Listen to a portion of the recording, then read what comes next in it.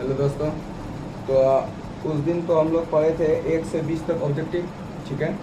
आज पढ़ेंगे 21 से लेकर के 40 तक। मैंने पहले ही बोल दिया था कि 20-20 का ऑब्जेक्टिव का सीरीज बनाया जाएगा, जो अगले पार्ट में पढ़े, फिर अब दूसरा पार्ट में 21 से पढ़ेंगे, ठीक है।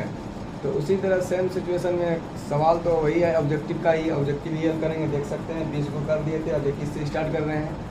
तो जिस तरह से अगले वीडियो में आपको अगर समझ में जो क्वेश्चन नहीं आएगा तो आप कमेंट कर सकते हैं, कोई दिक्कत की बात नहीं है। अब फिर से यहाँ पे सवाल है।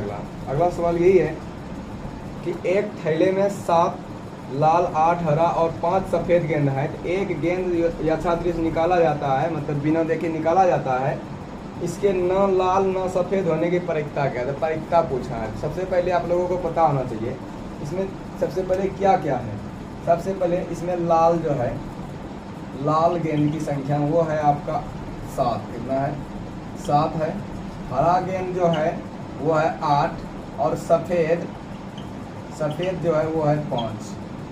इतना सा आपको ध्यान में रखना पड़ेगा। और टोटल गेंद, अगर कुल गेंदों की संख्या देखा जाए, कुल गेंदों की संख्या अगर देखा जाए तो ये आपका हो जाएगा 7 + 8 + 5 बराबर कितना हो जाएगा? टोटल 20। 8 7 15 5 कितना हो जाएगा? 20। ये टोटल गेंद हो गया आपके पास 20 है। अब बोल रहा है बिना देखे एक थैलों में निकाला जाएगा गेंद। अब गेंद कौन निकाला जाएगा ये तुमको नहीं बोला है, लेकिन बोला है कि अगर गेंद यथादृश निकाला जाए तो इसके न लाल न सफ़ेद होने की प्रायिकता क्या होगा? टोटल इसमें है 20। कितना है? 20। न लाल होगा, उसमें न सफ़ेद होगा। समझ रहे हैं? ना लाल होगा ना उसमें सफ़ेद होगा, बाकी बात टोटल गेंद होगा। ये दोनों गेंद के अलावा ये दोनों गेंद होगा ही नहीं, उसमें तो होगा नहीं। तो ये दोनों गेंद क्या करेंगे? इसमें क्या करेंगे? और 7 5 कितना हो गया? 12 में घटा देंगे 8। अनुकूल परिणामों की संख्या, यानी प्रायिकता जो बराबर जो होता है अनुकूल परिणामों की संख्या बटे क्या था? कुल परिणामों की संख्या। अनुकूल परिणाम जो है वो कितना है? 8 है। और उसके बाद फिर क्या करेंगे? कुल परिणाम कितना है? तो 20 है। यहाँ पे देख सकते हैं 20 गेंद था, तो उसमें से लाल वाला और सफ़ेद वाला नहीं होना चाहिए। नहीं होना चाहिए तो क्या हो जाएगा? इसको इसमें घटा देंगे तो 8 बटे कितना हो जाएगा? 20। और ये कट गया, और उसी की तरह यहाँ पे कट जाएगा। कितना हो जाएगा? 4 दूना 8, 4 5 20, 2/5। ऑप्शन में देखते हैं 2/5 है या नहीं है? 1/20, 1/5, 2/5 है। ऑप्शन नंबर सी में है, तो सी आंसर हो जाएगा। आप अगर ये क्वेश्चन ध्यान से नहीं सुनेंगे तो स्क्रीन पे पहले ही क्वेश्चन आ गया होगा, वहाँ पे आप पढ़ सकते हैं, ऑप्शन भी देख सकते हैं। ऑप्शन नंबर होगा आपका सी। देख लिए? नहीं तो किताब उल्टाइए, इसको देख सकते हैं आप। उसी तरह फिर अगला सवाल देखते हैं, ठीक है। आप लोग थोड़ा सा वीडियो को शेयर कर दीजिएगा। जो आप लोगों का दोस्त होगा उसको दोस्त को भेज दीजिएगा, ठीक है। इसको हम मिटाते हैं, आप समझ गए होंगे। तो स्क्रीनशॉट ले लीजिए, आप ले लिए। उसके बाद फिर अगला सवाल पूरा आसान है, लेकिन थोड़ा सा लगता है कि ये सवाल किसी से नहीं बनेगा। ऐसा नहीं है, ऐसा नहीं दोस्तों, ठीक है। यहाँ अगर यदि cos थीटा बराबर a/b, तो sin थीटा बराबर क्या होगा? इसमें दिया है यदि cos थीटा बराबर a/b, तो sin थीटा बराबर क्या होगा? हमें खुद पता नहीं है। तो सबसे सिंपल सी बात भाषा है, जिसे 8.1 में बनाने के लिए पढ़े थे, उसी तरह बनाने जो सिखाएगा उसी तरह। इसमें भी एक समकोण त्रिभुज बनाएंगे। समकोण त्रिभुज ये बन गया, ये 90 डिग्री का। इसको बोलता है कर्ण, इसको बोलता है लंब, और इसको क्या बोलता है? आधार, ठीक है। अब आपको दिया है यहाँ पे cos थीटा बटे क्या होता है? a/b दिया है ना। और हम लोग पढ़े हैं आधार बटे कर्ण, मतलब इसका सूत्र होता है b/h। पढ़े हैं कि नहीं पढ़े हैं? अगर cos थीटा दिया है, ठीक है, इसको थीटा अगर मान लिया जाएगा तो यहाँ पे क्या हो जाएगा आपका? यानी कि आधार का मान हो गया b, आधार का मान हो गया a, और कर्ण का मान कितना हो गया? b। यहाँ पे b देंगे, लंब का मान निकालना है। तो पाइथागोरस प्रमेय से क्या पढ़ाए होंगे आप लोग? पाइथागोरस प्रमेय से जो पढ़े हैं वो होगा कर्ण स्क्वायर बराबर लंब का स्क्वायर, और प्लस क्या हो जाएगा? आधार का स्क्वायर, ठीक है। ये आप पढ़ेंगे। तो अगर ये सूत्र आपको याद नहीं तो ये इसको याद कर लीजिएगा, नोट कर लीजिएगा एक जगह, ठीक है। तो कर्ण का मान जो है वो है b का स्क्वायर, बराबर लंब का मान हमको पता नहीं है तो लंब का मान कुछ नहीं बैठाएंगे, लंब का स्क्वायर रहने देंगे, प्लस आधार का मान है ए, तो ए का क्या हो जाएगा स्क्वायर, मतलब ए का स्क्वायर डायरेक्टली लिख देते हैं। तो ए का स्क्वायर हो गया, अब हो गया इसको इधर ला देते हैं ताकि लंब का मान निकालना हमको। बी का स्क्वायर माइनस ए का स्क्वायर बराबर क्या हो जाएगा लंब का स्क्वायर, तो इसका स्क्वायर इधर हटेगा, इधर रूट आ जाएगा। ठीक है, ये आप लोग बचपन में ही खुद पढ़े होंगे। तो लंब का मान निकल गया बी का स्क्वायर माइनस ए का स्क्वायर का अंडर रूट, ये हो गया। अब साइन थीटा बराबर देख लेते हैं कि साइन थीटा जो बराबर है इसके बराबर होता है पी बटे एच, मतलब लंब बटे क्या होता है कर्ण होता है। तो लंब का मान जो है वो आपका हो गया रूट बी स्क्वायर माइनस ए का स्क्वायर का अंडर रूट, अब बटे कर्ण का मान यानी एच का मान जो है कर्ण का मान है वो बी है। ऑप्शन नंबर देख लेते हैं, तो ऑप्शन नंबर यहाँ पे आपको दिख रहा होगा बी, तो स्क्रीन पे भी दिख रहा होगा आपको, ऑप्शन नंबर बी होगा। तो इस तरह से इसका आंसर बी हो गया। ठीक है दोस्तों, तो ये 22 नंबर भी ऑब्जेक्टिव बन गया। 23 नंबर सवाल जो है वो है root under root 1 minus sine a बटे under root 1 plus sine a. ये तो 5 नंबर में सवाल पूछता था, पूछ दिया। बिहार बोर्ड तो ऐसे लगता है पागल कर देगा बच्चे सबको, इतना बड़ा बड़ा सवाल ऑब्जेक्टिव में पूछ रहा है, कैसे बनाएगा हमको ये समझ में नहीं आता है। ये 8.4 का 5वां नंबर का 6ठा नंबर का सवाल है। इसमें सिर्फ यही अंतर कर दिया कि ऊपर प्लस था उसमें, इसमें नीचे प्लस है, यही अंतर कर दिया और कोई अंतर नहीं बनेगा तो सेम ही सवाल से। लेकिन इतना बड़ा बड़ा सवाल ऑब्जेक्टिव में नहीं पूछना चाहिए बिहार बोर्ड को, थोड़ा सा लगता है बनाने में भी। तो इसके लिए इस सब चीज़ को थोड़ा सा याद रखना पड़ेगा, बना करके बनाइएगा, बहुत लंबा समय लग जाता है। तो हम बनाने के लिए आपको बता देते हैं। कैसे हो जाएगा आपका 1 माइनस साइन थीटा, साइन ए दिया यहाँ पे, साइन ए का अंडर रूट बटे 1 प्लस साइन ए का अंडर रूट। ऑब्जेक्टिव है, ऑब्जेक्टिव के तरह बना देंगे। हरों का परमीकरण आप लोग जानते हैं, यहाँ पे गुणन करेगा जस्ट, यहाँ प्लस है तो ऊपर में माइनस दे करके गुणन कर देगा 1 माइनस साइन ए, और हो जाएगा 1 माइनस साइन ए, सभी का अंडर रूट हो जाएगा। यहाँ पे अंडर रूट है, यहाँ पे अंडर रूट हो जाएगा, यहाँ दोनों गुणन करने पर दोनों का स्क्वायर हो जाएगा। तो 1 माइनस साइन ए का अंडर रूट का इसका हो जाएगा स्क्वायर, तो यहाँ हो जाएगा ए प्लस बी और ए माइनस बी, यहाँ पे हो जाएगा आपका 1 का स्क्वायर और माइनस साइन ए का स्क्वायर। ठीक है, ये आप खुद से पढ़े होंगे।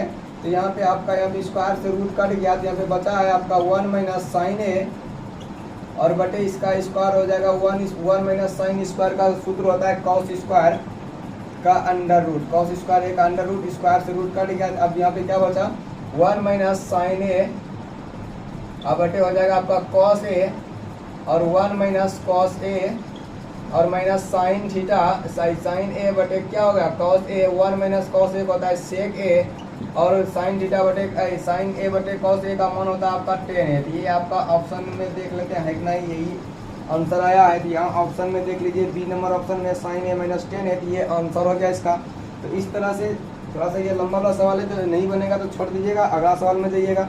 ठीक है, तो अब अगला सवाल है चैप्टर नंबर 8 से ही है, लेकिन थीटा का मान पूछ दिया है। थीटा का मान आपको अधिक से अधिक याद रखना पड़ेगा, रोज डेली एक बार उसको पढ़िए, याद नहीं होता तो कोई दिक्कत की बात ना, एक बार डेली रोज पढ़िए, 30 दिन तक पढ़िएगा तो आपको याद हो जाएगा। ठीक है, तो इस तरह से हो जाएगा। अब क्या करेंगे यहाँ पे, जैसे यहाँ पे दिया है सवाल दिया आपको tan 30 डिग्री, फिर दिया है साइन 30 डिग्री, कॉट 60 डिग्री और दिया है कोसेक 30 डिग्री। ठीक है, अब आपका सवाल है tan 30 डिग्री का मान होता है 1/√3 और गुना साइन 30 डिग्री का मान होता है 1/2 और गुना कॉट 60 डिग्री का भी मान होता है 1/√3। उसके बाद फिर कोसेक 30 डिग्री का मान होता है 2। ठीक है, 2 और 2 क्या हो गया, कट गया, 1 गुना 1 करेगा 1 हो जाएगा, √3 गुना करेगा √3 होगा, 1/3 हो गया। ठीक है, तो 1/3 ऑप्शन में डी नंबर में देख लीजिए, यहाँ पे आपको सवाल दिखता होगा, बोर्ड पे सवाल दिखता होगा और ऑप्शन डी नंबर इसका आंसर हो जाएगा डी नंबर। इसी तरह पूरा सिंपल सवाल है, सिंपल सवाल भी बनाना है आपको। ठीक है, तो इस तरह का सवाल दिया रहता है, बिहार बोर्ड पूछ लेता है। अगला है आपका 9वां चैप्टर से सवाल को क्वेश्चन पूछा गया है ऑब्जेक्टिव में, जो कि यहाँ पे दिया गया है। कहता है यदि सूर्य का उन्नयन कोण 60 डिग्री है सूर्य का उन्नयन कोण 60 डिग्री है तो 30 मीटर लंबी की छाया को बनने वाली उदग्र मीनार की ऊंचाई क्या है। तो इस तरह का सवाल दिया है, जैसे कि कोई मीनार खड़ा है, मान लीजिए हम खड़े हैं तो मेरा छाया जो बन रहा है वो 30 मीटर लंबा बन रहा है, तो मेरा ऊंचाई कितना होगा, तो कुछ तो ऊंचाई होगा। इसीलिए देखिए मेरा इधर छाया बन रहा है, इसको नाप लिया। तो हम बताते हैं आपको बोर्ड पे इमेज बना करके, ये एक मीनार है, ठीक है, इसका छाया यहाँ तक बनेगा, इसका छाया यहाँ तक बनेगा। अगर सूरज इधर होगा तो इसका छाया बन के तो ये बन गया। तो इधर से इधर आने में इसका यहाँ पे इसको अगर मिलाया जाएगा तो ये कितना डिग्री कौन बनाएगा, 60 डिग्री का। ये तो मीनार है, ये क्या है, मीनार है। और मीनार जो है इसका जो छाया बन रहा है इसका टोटल ऊंचाई टोटल दूरी कितना है, 30 मीटर। कितना है, 30 मीटर है। अब क्या कीजिएगा, इसको अगर देखा जाए समकोण त्रिभुज के हिसाब से ये कर्ण हो जाता है, ये लंब हो जाता है, ये आधार हो जाता है, होता है कि ना होता है। अब क्या करेंगे, हमको मीनार का ऊंचाई चाहिए, हमको ये वाला से कोई मतलब नहीं है। मीनार और ये आधार है, इसको बोलेंगे लंब, और इसको क्या बोला जाएगा, आधार बोला जाएगा, ठीक है। आधार जब बोला जाएगा, इसको नहीं दिखेगा, आप बोलो, हम लिख दिए इसे। तो लंब और आधार, तो लंब बटे आधार जो होता है वो किस में होता है, लंब बटे आधार जो होता है वो टेन थीटा में होता है। किस में होता है, टेन थीटा में। थीटा का मान यहाँ पे 60 डिग्री पहले से दिया हुआ है, ऑब्जेक्टिव है तो ऑब्जेक्टिव की चौड़ाई बनाया कीजिए। टेन थीटा बराबर कितना हो जाएगा, पी बाय बी हो गया, इसको बोलेगा पी, इसको बोलेगा बी, ठीक है।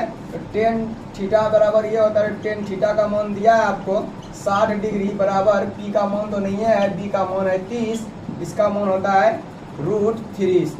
टेन 60 डिग्री का मान होता है √3 बराबर कितना होगा, पी बाय 30, ठीक है। अब इसको अगर गुना किया जाएगा तो यहाँ पर कितना हो जाएगा, 30 √3 बराबर पी, और पी बराबर कितना हो गया, 30√3। ये ऑप्शन में कहाँ पे दिख रहा होगा, ये क्वेश्चन में आप बता दीजिए कि ऑप्शन में कहाँ पे दिख रहा है, कितना नंबर ऑप्शन है ये। तो ये ऑप्शन है आपका सी नंबर, यहाँ पे 30√3 दिया होगा, बोर्ड पे आपको दिखता होगा सवाल।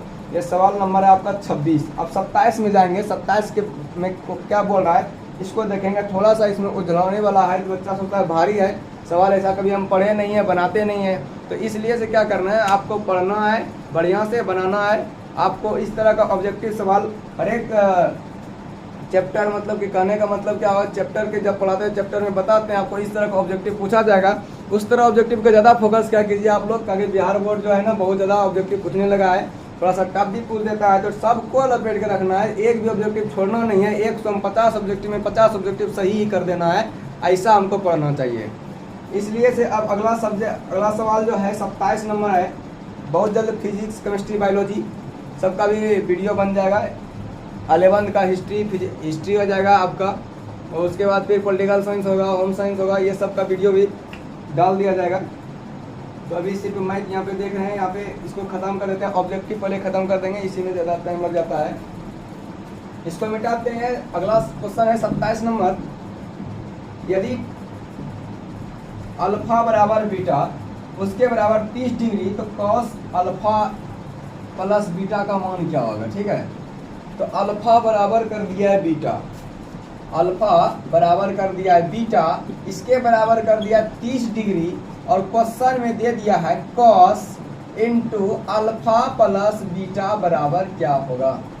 आपको क्वेश्चन समझ में आया, नहीं आया, देखिए जो मान अल्फा का होगा वो भी वही मान बीटा का होगा, ठीक है। अगर यदि अल्फा 30 है तो बीटा भी कितना होगा, 30 डिग्री होगा। यहाँ पे दिया है cos into alpha plus beta का मान क्या होगा, तो यहाँ पे लिख देंगे कॉस अल्फा का मान है 30 डिग्री, तो बीटा का भी मान कितना डिग्री होगा, 30 डिग्री बराबर क्या होगा, तो कॉस, तो कितना हो जाएगा आपका कॉस 30 कितना डिग्री, 60 डिग्री। 60 डिग्री बराबर कितना हो जाएगा, जल्दी बताइए कमेंट में क्या होगा।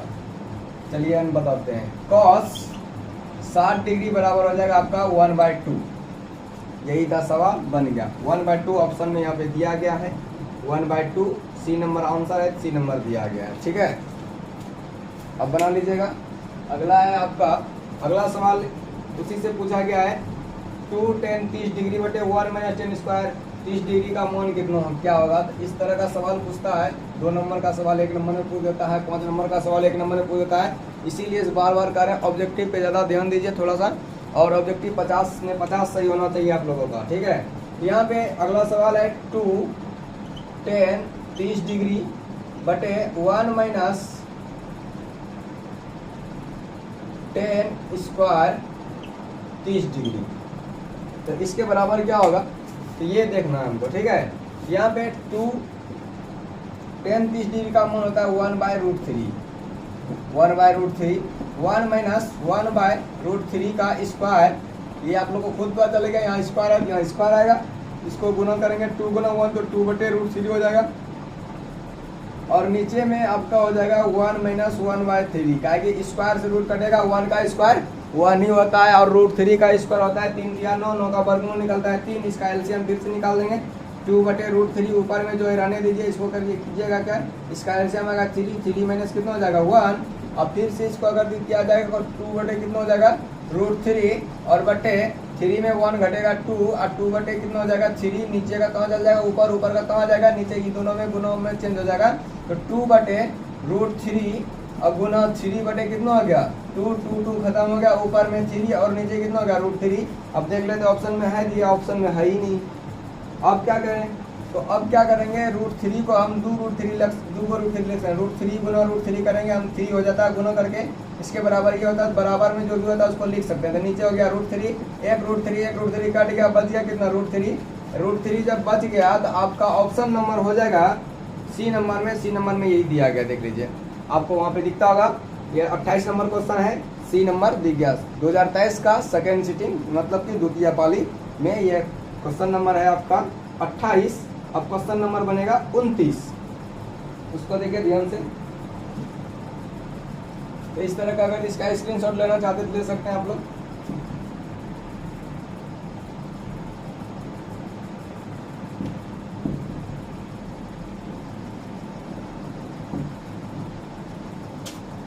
तो अगला क्वेश्चन है आप लोगों का, यहाँ पे दिया है tan 5 डिग्री, हम लिख देते हैं यहाँ पे tan 5 डिग्री गुना tan 30 डिग्री गुना 4 tan 85 डिग्री।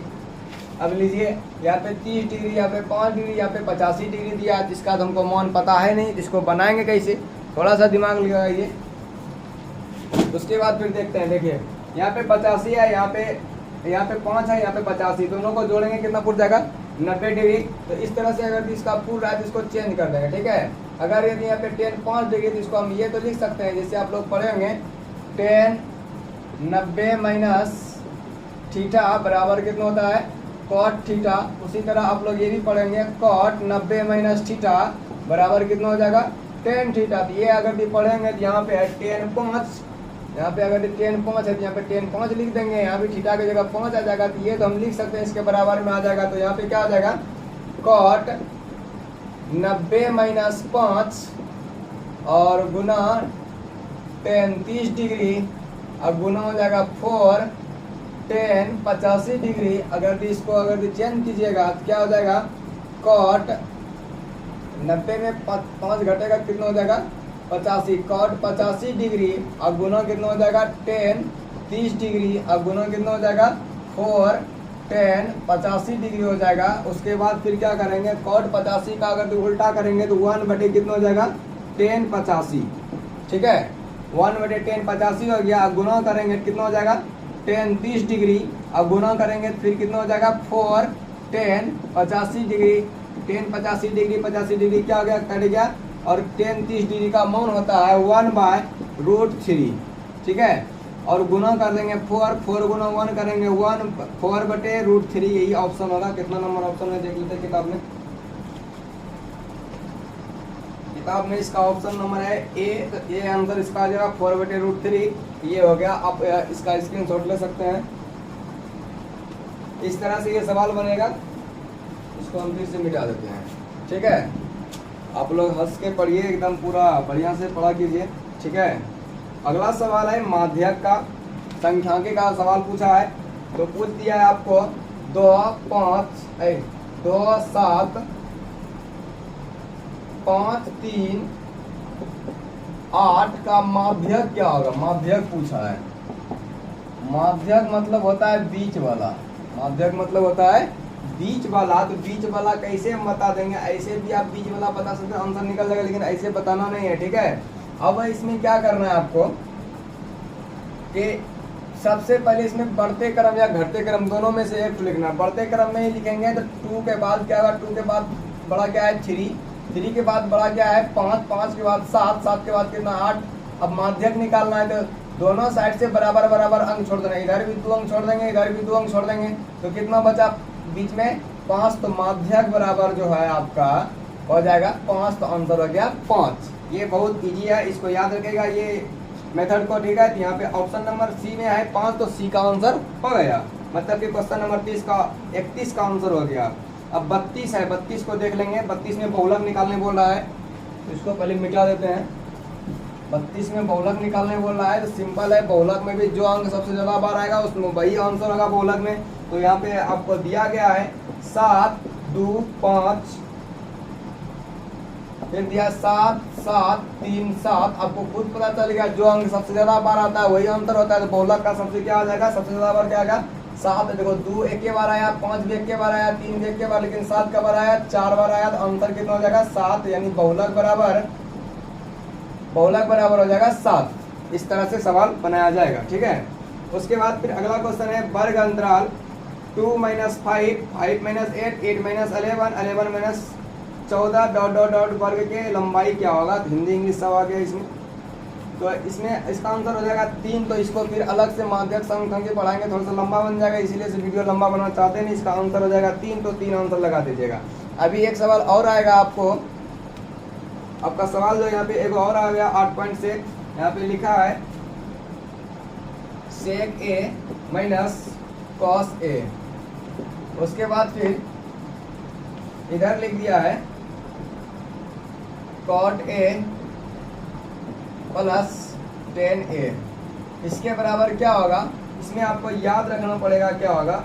यहाँ पे tan a into sec a का आंसर दिया है, tan a into sec a का आंसर दिया, यही आंसर होगा इसका। इसको भी 8.4 जिस समय चैप्टर पढ़ा देंगे उस समय इसका सॉल्व किया जाएगा, तो वहाँ पे देख लीजिएगा आप लोग, ठीक है। यहाँ पे ज़्यादा लंबा वीडियो जाएगा, थोड़ा सा ये लंबा सवाल बन जाता है, इसीलिए इसको छोड़ रहे हैं यहाँ पे। ये सवाल था आपका 35 नंबर। 36 नंबर सवाल है, कहता है यदि 4 लगातार विषम संख्याओं का माध्य 6 है तो सबसे बड़ी संख्या क्या होगा। 4 लगातार विषम संख्या क्या क्या लेंगे, तभी तुमको कोई गारंटी नहीं है कि यही विषम संख्या होगा, ठीक है। यहाँ पे सबसे पहले क्या करेंगे, इसको थोड़ा सा टिप से देख लेते हैं। माना कि विषम संख्या हमेशा विषम ही लेना, एक सम रहेगा उसमें एक विषम जोड़ेंगे तो विषम ही निकल जाएगा, ठीक है। इसमें हो जाएगा m1, m2, m3, m4, 4 को ही लेना है, तो एक हो जाएगा 2x प्लस 1, इसको मान रहे हैं, इसके बराबर हो जाएगा 2x प्लस 1 के बाद विषम संख्या आता है 3, यहाँ पे 3 ले लेंगे।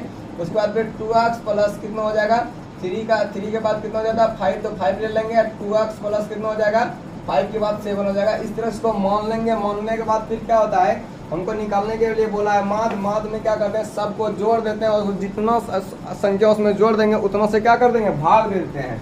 तो माध्य बराबर क्या होता है, अब माध्य बराबर ये यहाँ भी दिया है, माध्य बराबर आपको दिया है 6। तो माध्य बराबर सबको जोड़ देंगे m1 plus m2 plus m3 plus कितना हो जाएगा m4। ये सबको जोड़ दिए और जोड़ने के बाद फिर क्या हुआ है 1, 2, 3, 4 को है, हमें 4 से भाग दे देंगे। माध्य का मान है 6, तो 6 बराबर कितना हो जाएगा m1 का मान दिया है यहाँ पे, मतलब कि मान है इसको 2x plus 1, 2x plus 1, 2x plus 3 और कितना हो जाएगा 2x प्लस कितना हो जाएगा 5 और प्लस 2x प्लस कितना हो जाएगा 7 बटे कितना हो जाएगा 4।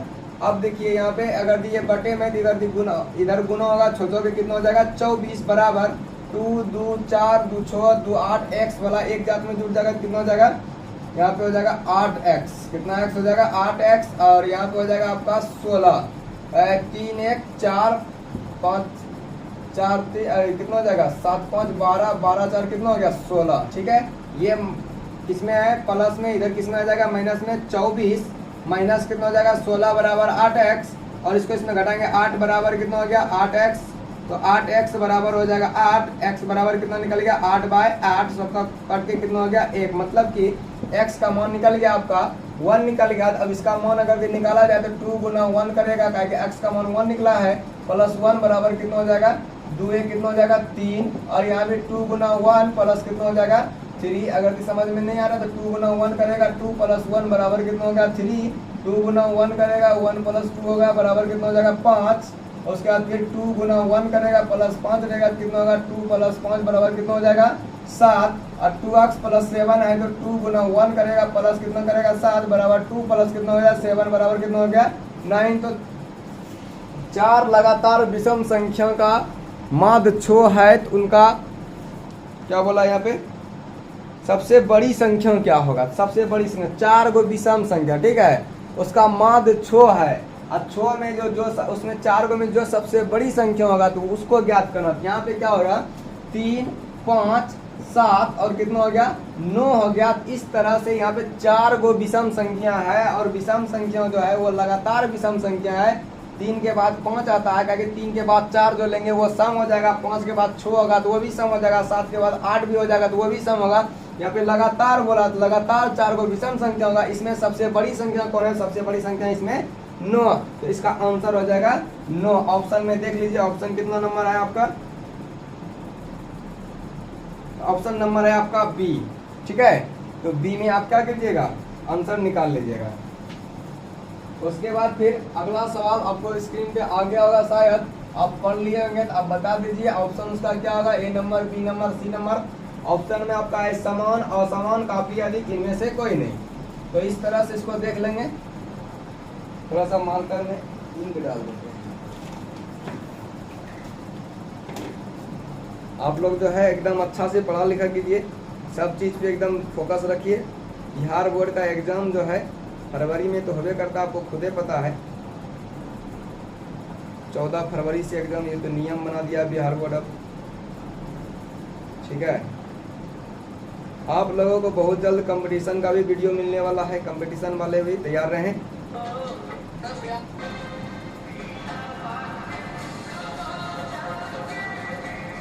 गाना देखो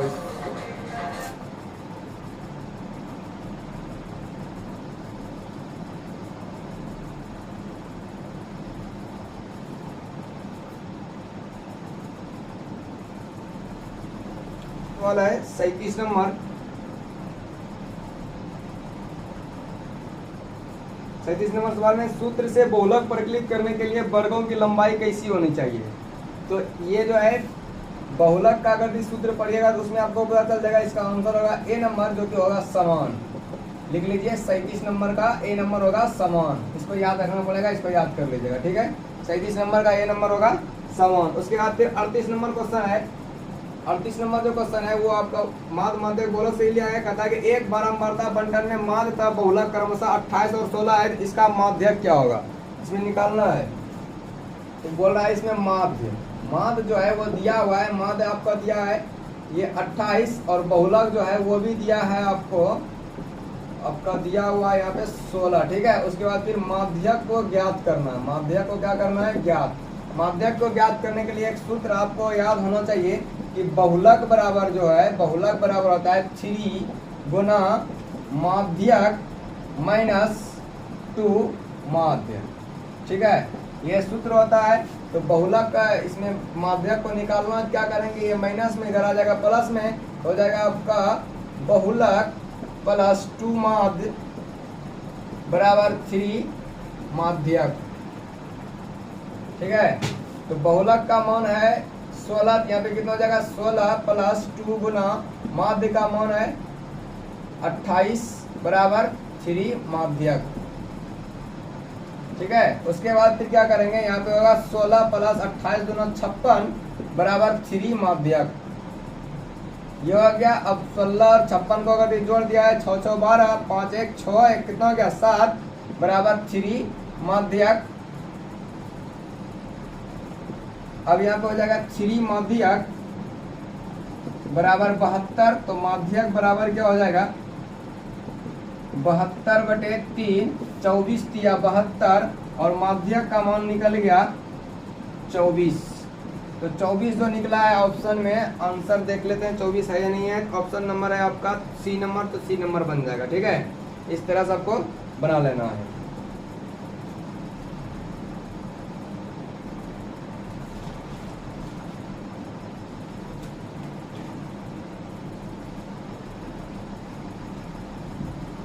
अब है 39 नंबर क्वेश्चन दिया है फिर साइन थीटा से। साइन थीटा को अधिकतर से अधिकतर बार बनाना है ताकि उससे बहुत ज़्यादा ऑब्जेक्टिव पूछा जाता है, लगभग 40 को ऑब्जेक्टिव पूछ देगा उससे। तो आपको फिर दिया है साइन 45 डिग्री और टेन 45 डिग्री, अब फिर दिया है सेक भी 45 डिग्री। ठीक है, आपको इसका आंसर बताना क्या होगा। आपका आंसर क्या होगा, साइन 45 का मान कितना हो जाएगा 1/√2 और गुना टेन 45 का तो आपको पता ही होगा 1 होता है, और सेक 45 का भी आपको पता होगा 1/√2 होता है, √2 नहीं होता है, √2 होता है। ठीक है, √2 और √2 क्या हो गया, खत्म हो गया, तो 1 गुना 1 करेगा कितना हो जाएगा 1 हो जाएगा। तो 1 होने का ऑप्शन नंबर में कितना है देख लेते हैं। ऑप्शन नंबर है बी, और 39 का ऑप्शन नंबर हो जाएगा बी, और 40 का है शंकु का पूर्ण पृष्ठ क्षेत्रफल क्या होगा, तो ये खुद पढ़ेंगे pi r into r plus l, यही होता है। एल जो होता है वो तिर्यक ऊंचाई होता है, ये शंकु का सूत्र होता है। इसका इस तरह का ऑप्शन में दिया है आपको, सी नंबर में दिया गया है, सी नंबर का ऑप्शन हो जाएगा 40 का सी। अब जो है 41 से लेकर के 60 तक फिर अगले वीडियो में आएंगे, तब तक के लिए इसको लाइक शेयर कमेंट जरूर कीजिएगा। ठीक है दोस्तों, मिलते हैं, बाय, गुड नाइट। टाइम भी हो गया है, 2 बजने वाला होगा। ठीक है, 2 बजे, ये रात है, दिन नहीं, आपको लगता होगा दिन है, ये इसको जलाया गया है तो दिन लग रहा है लेकिन रात है। ठीक है।